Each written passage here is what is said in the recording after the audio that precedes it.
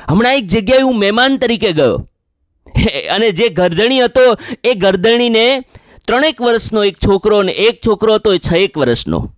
આમ તો મહેમાનને જોઈને આ નાના છોકરાઓ વધારે એક્ટિવ થઈ જાય. હું થોડી વાર ત્યાં બેઠો અને એમાં એનો નાનો છોકરો એ ખૂબ રડે, છાનો જ ન રહી. એટલે એના બાપાએ કહ્યું કે એને અફીણ પીવડાવો. મને તો આશ્ચર્ય થયું. મેં કીધું આ આવડા નાના છોકરાને અફીણ પીવડાવશે? એટલે એની ઘરવાળી આવી અને એને મોબાઈલ આપી દીધો. તરત શાંત થઈ ગયો. પછી મને પેલા ગરદણીએ કહ્યું, મને કે તમને આશ્ચર્ય થયું ને? મને કે આ અફીણ એટલે આ મોબાઈલ અફીણ જેવું જ કામ કરે, તમે જોયું ને? મોબાઈલ આપી દીધો એટલે છોકરો તરત શાંત થઈ ગયો. એટલે પછી મેં એને કહ્યું કે ભાઈ આ મોબાઈલ બહુ સારો નથી. એ કે ઘણી શિખામણ આપીએ પણ એ છોકરાઓને મગજમાં ઉતરે તો ને.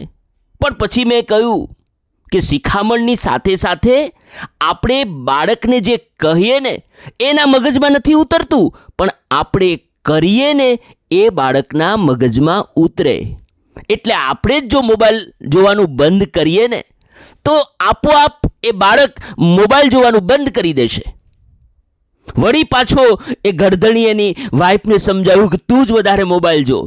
એની વાઈફ કે કામ કોણ કરે જો હું મોબાઈલ જોતી હોય તો? વળી એ પતિ પત્ની સાથે થોડા બોલાચાલીને ઝઘડા જેવું થયું. માને એ મામલો શાંત પાડ્યો. પણ કહેવાનો અર્થ એ છે કે આપણે ગમે એમ કરીને એ બાળક ઉપર અંકુશ રાખવો પડશે. વધારે પડતો મોબાઈલ એ બાળકને વ્યસની બનાવી દેશે. પેલા ભાઈએ કહ્યું તે ખોટું નથી. અફીણ જેવું કામ કરવા લાગ્યો મોબાઈલ. અને બાળકના મગજ ઉપર તો એ અસર વધારે કરે, કારણ કે એ બાળકને ખબર નથી કે શું સારું છે અને શું ખરાબ છે. કદાચ મોટા હોય તો એને ખબર હોય, પણ બાળક તો સાવ કોરી પાટી જેવું છે. એને શું ન કરાય ને શું કરાય એની એ બાળકને ખબર નથી પડતી.